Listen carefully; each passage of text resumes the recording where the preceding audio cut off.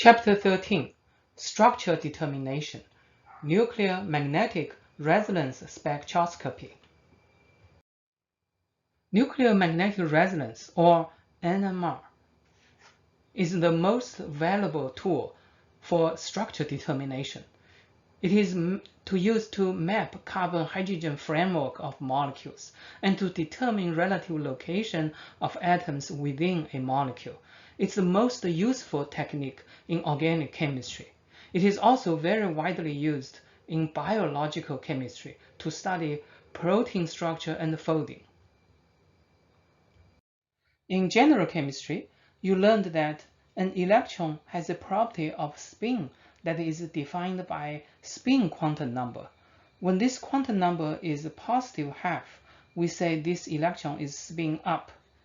When the quantum number is negative half, we can say the electron is spin down. Some nuclei also have this spin property, and it's this property that is responsible for NMR spectroscopy. The nuclei that are most useful to organic chemistry are hydrogen and carbon-13. Hydrogen has 3 naturally occurring isotopes: hydrogen, deuterium, and tritium. Among these 3 isotopes, hydrogen is the most abundant, and it is this isotope that gives us useful NMR called proton NMR. Carbon has many isotopes. Carbon-12 is the most abundant. Unfortunately, this isotope has no spin. It is a less abundant carbon-13 that gives us useful NMR called carbon-13 NMR. In this chapter, we're going to study proton NMR and carbon-13 NMR. In physics, you learned that a moving charge generates magnetic field. A nucleus, when spins, also generates magnetic field.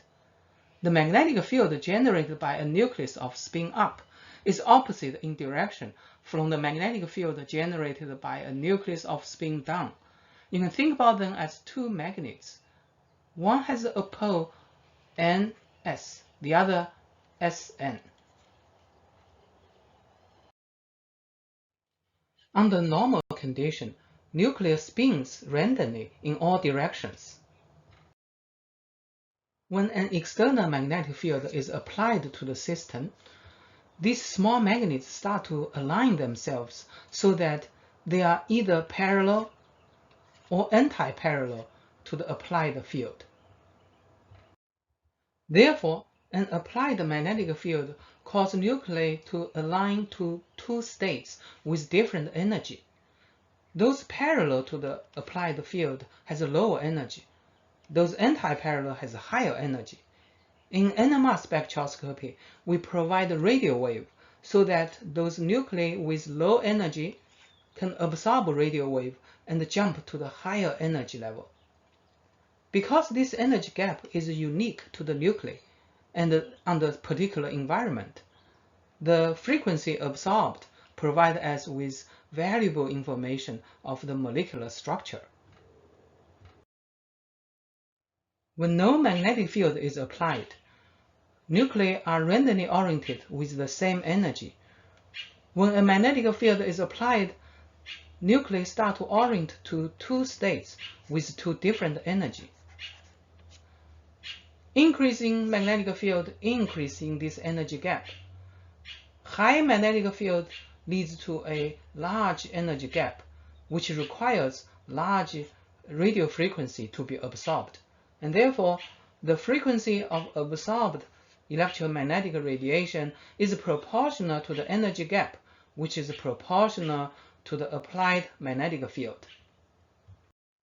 Here shows a basic NMR spectrometer. A thin glass tube containing the sample solution is placed between the poles of a strong magnet. This causes the nuclei inside the solution to align to 2 states with different energy. A radio frequency generator provides radio wave. A detector measures the frequency that can be absorbed by the nuclei inside the solution. If this frequency is held constant, and the strength of the applied magnetic field is varied, then each nucleus at different environment comes into resonance at different field strength. Nmr spectra are displayed on charts that show the applied field strength increasing from left to right. The left part of the chart is the low field, or the down field, and the right side is high field or up field. The frequency of absorbed electromagnetic radiation is different for different elements and for different isotopes of the same element. For example, when the magnetic field strength is 4.7 Tesla, proton absorb radiation having a frequency 200 MHz, and carbon-13 absorb a frequency 50.4 MHz. An applied magnetic field not only affects the nuclei but also the motion of electrons, which induce a magnetic field within the molecule. The direction of induced magnetic field is opposite to that of applied field, and therefore the field strength a nucleus experiences is less than applied field. It should be applied field minus induced field. It's like a nucleus is shielded by the electrons surrounding it. If the radio frequency is fixed, then a stronger external field is needed for the resonance to occur at the same radio frequency radiation. So protons in different environments are shielded to greater or lesser degrees, and they have different chemical shift. In this molecule, we can roughly say there are three types of hydrogens. The one attached to benzene we call type A, the middle one type B, the end one type C. These different hydrogens are in different locations, and therefore they have different environment, which cause different shielding effect. And different shielding effect cause different resonance frequency. For A, the resonance frequency is 59.999995. For B, 59.999820. For C, 59.999700. Although the differences are very small, this small difference allows us to distinguish different types of hydrogens in the same molecule, and this makes NMR a very useful tool for structure determination. In the last slide, we showed that different hydrogens inside a same molecule may have different environment, causing different shielding effect, giving different resonance frequencies. The difference is, however, small. In order to overcome the problem, we measure the relative number instead of absolute value. So we choose a molecule as a reference and measure the difference. So this is a reference, and this is the molecule we want to measure. We measure the difference between the molecule and the reference molecule, and this is called shift from the resonance. The reference molecule we choose is called tetramethylsilyl. Tetra means 4, so 4-methyl, all right, with the silicon in the center. We choose this molecule because first, it's a symmetrical molecule. So 12 hydrogens are all equivalent, and therefore you only see one resonance frequency. Okay, that makes it simple. Second, silicon is considered to be electron positive than many other elements. And because it's electron positive, therefore the electrons goes to methyl group.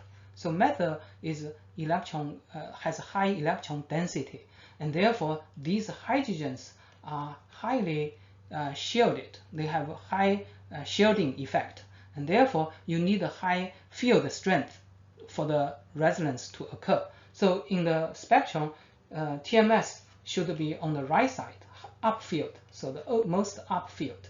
Okay, every other molecule should go to the left side, down field. Remember, the energy gap between the two energy states of a nucleus is proportional to the applied magnetic field strength, and this causes a problem. For example, if you measure a same molecule but at different instrument, one has 300 MHz, the other has 100 MHz, then they give you different shift. And this makes it difficult for scientists to compare with their result. And the way to overcome this problem is to define chemical shift.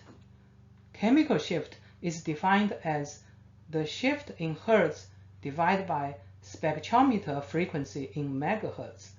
The resulting unit is ppm. Okay, the symbol is delta. Now, because these two are proportional to each other, their ratio is independent of instrument used. And therefore, a particular proton in a given molecule will always come at the same chemical shift. Practice. Solvent chloroform shows a peak at 2181 Hz using Nmr Spectrometer operating at 300 MHz, converting the shift into delta unit.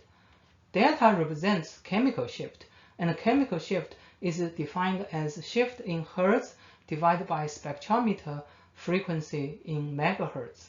So plug in the data, 2181 Hz divided by 300 megahertz. Mega means 10 to the 6th power. When you divide by 10 to the 6th power, you times 10 to the negative 6th power, and that gives you ppm. So this is ppm. All right, so the result is 727 ppm. The next question is, if recorded with 400 megahertz spectrometer, so when you change spectrometer to larger megahertz, then the shift will increase, but the chemical shift, delta unit, is independent of the instrument. So you would expect 727 ppm doesn't change. Here shows a typical Nmr chart. Towards the right side is high field or up field. To the left side is low field, down field side.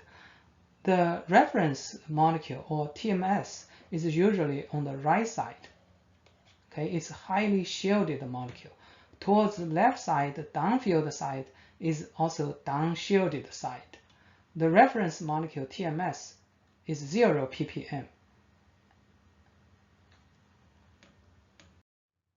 Please work on problems 13.3, 13.4, and 13.5.